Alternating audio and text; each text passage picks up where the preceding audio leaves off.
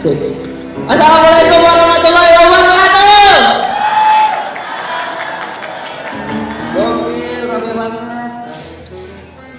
Perkenalkan teman-teman, nama gue Bayu. Gue adalah seorang kuli bangunan.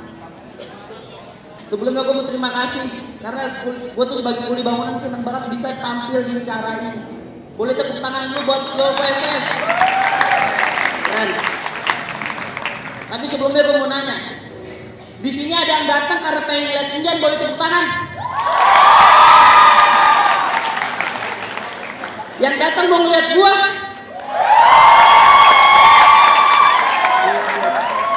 Udah setara Injan gua. Banyak banget di sini yang pengen nonton Injan ya kan? Cuman wajar lah karena Injan tuh apa? Banyak prestasinya. Belum lama dia bikin lagu. Dan gue baca salah satu artikel kalau Injan itu salah satu lulusan penghafal Al-Quran tahfiz. Gokil. Udah banyak prestasinya. Padahal umurnya baru 17 tahun. Umur gue 21 tahun, satu-satunya prestasi gue ya tampil di sini. Gak punya prestasi gue beneran. Cuman wajar lah, Injan punya banyak bakat. Karena turunan bapaknya, Kang Sule. Bapak gua kuli bangunan ya Allah. Mau gak mau gua jadi kuli bangunan juga. Gua tuh jadi kuli bangunan teman-teman dari kelas 3 SMP. Dari lulusan SMP gua udah jadi kuli bangunan. Gue ingat banget pertama kali gua jadi kuli bangunan tuh pas lulusan SMP. Apa sih? SMP.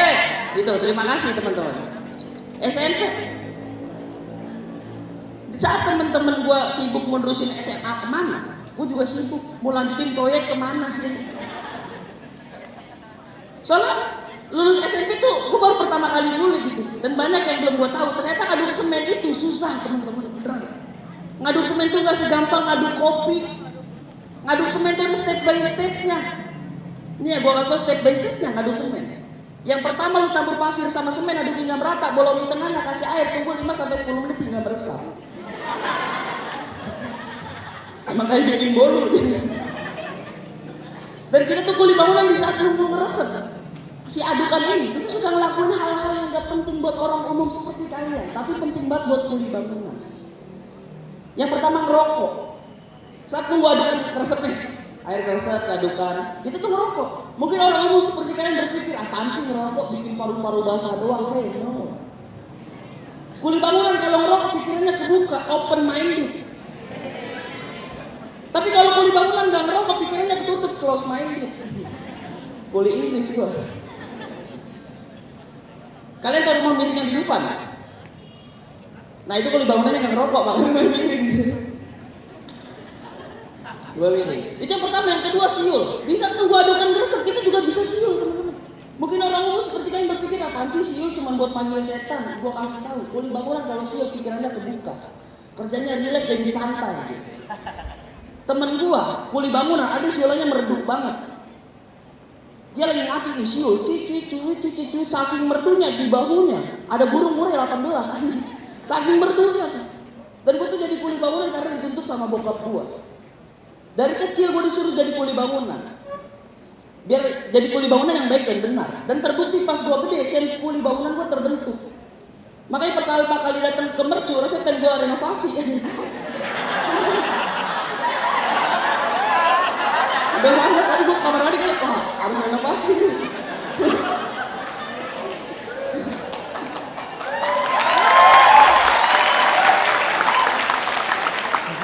Dan bokap gua tuh malah alasan ngedidik bokap gua dari kecil biar jadi kuli bangunan, katanya biar nanti pas mau bikin rumah gak perlu manggil kuli lain. Posisi sekarang gua aja kenek. Yang belum tahu kenek tuh paling bawah lah di kuli bangunan. Yang gak mau gak mau kalau mau bikin rumah harus manggil kuli lain. Maksud gua daripada gua jadi kuli bangunannya mendingan gua jadi dokter ya. Cuman gua sadar lah sama bokap gua. Karena jadi dokter tuh mahal dan perlu biaya yang tinggi. Sedangkan jadi kuli bangunan gak perlu biaya tinggi dan sekolah yang mahal, gak perlu. Jadi kuli bangunan tuh yang diperluin cuma 2. Punya baju partai sama berani mati. Itu doang. Udah bisa jadi kuli bangunan. Kayak waktu itu gua ngelamar jadi kuli bangunan gampang banget. Jadi ceritanya di dekat rumah gue tuh lagi ada proyek. Sama bokap gue, "Sono Bay, ngelamar, siapa kamu keterima." Wis, lamar gue pede. Saya datang ke proyek.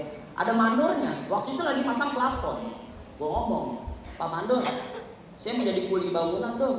Jadi kenek aja nggak apa-apa, jadi kenek." "Apa Bay? Lu mau jadi makanan ringan?" "Itu snack Pak." Jangan bercanda.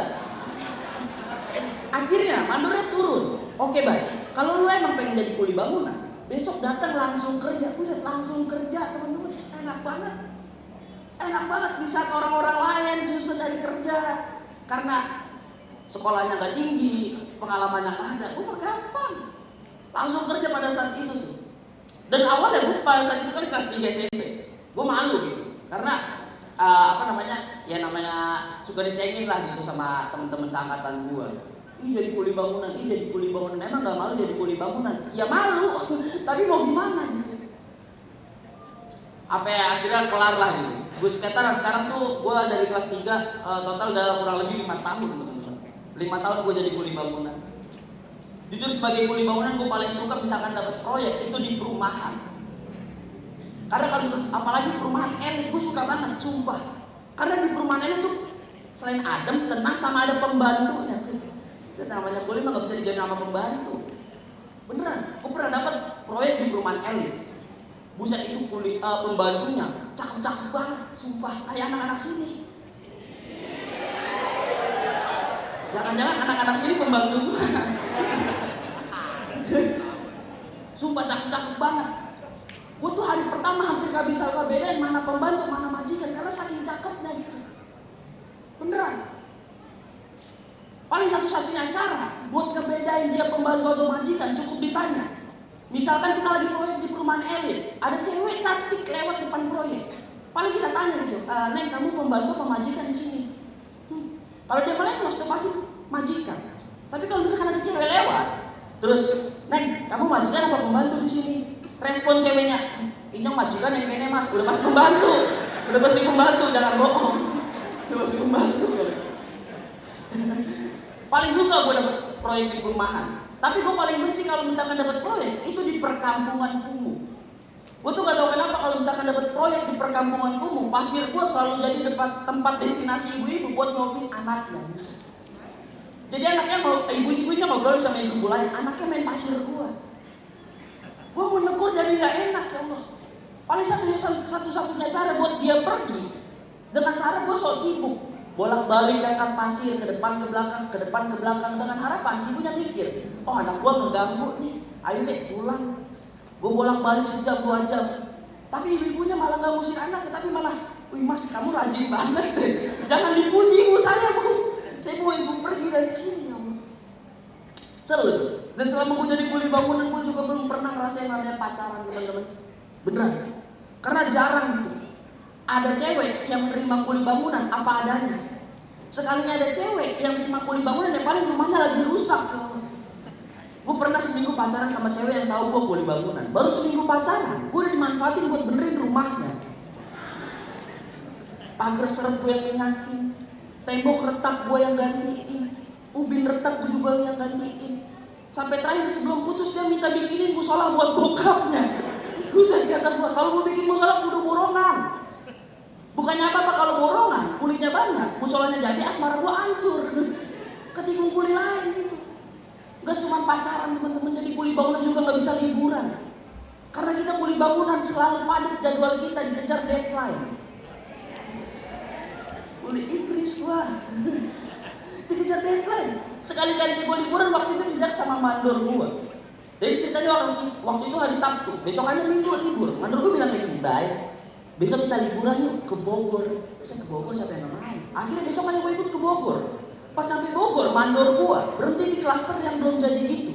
Terus ngomong gini, "Nih Bay, proyek Om yang kelima." "Oh gitu ya Om." "Udah tunggu apa lagi? Soalnya kamu ikut muli, siapa tau kamu dapat ilmu baru." Ini mah jatuhnya bukan liburan tapi studi banding ya.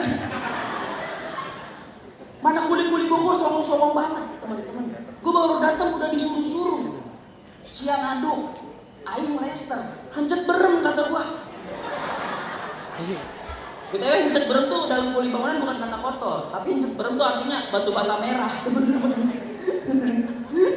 Di sini yang yang masih punya bapak boleh tepuk tangan. Oke, sehat-sehat bapak kalian teman-teman ya. Sehat-sehat. Tapi menurut gua aja ya. Banyak orang yang gak pantas jadi orang tua. Banyak laki-laki yang gak pantas jadi orang tua. Salah satunya bokap gua. Kenapa gua bilang gitu? Karena arti bokap itu mampu melindungi anak dan keluarganya. Bokap gua gak bisa melindungi. Kemarin mampu bertanggung jawab lah gitu, mampu bertanggung jawab atas keluarga dan anak-anaknya. Bokap gua gak bisa tanggung jawab teman-teman. Kemarin baru kejadian. Sore-sore temen adek gua ke rumah gua, manggil, bapaknya Arif, nama adek gua Arif. Gak lama bokap gua keluar. Iya kenapa? Bapaknya Arif tadi Arif pakai sepeda aku jatuh terus stangnya jadi bengkok. Pas gue liat stangnya bengkok banget parah. Tapi lu tahu respon bokap gua apa? Yang namanya anak kecil. Kalau udah ngadu seenggaknya minta tanggung jawab, kalau nggak dibenerin, betul? Tapi respon bokap gue cuma nyender di pintu begini. Wah itu mah parah dek. Tapi kamu bisa nggak naik sepedanya kalau stangnya begitu? Ya nggak bisa bapak. Orang minta tanggung jawab kok malah ditantang. Aneh bokap gue. Gak pantas jadi orang tua yang baik bokap gue. Beneran. Belakangan ini juga bokap gue tuh suka ngumpulin barang-barang yang gak berguna teman-teman. Yang udah gak berguna dia suka ngumpulin. Sepeda, galon, Maruf Amin.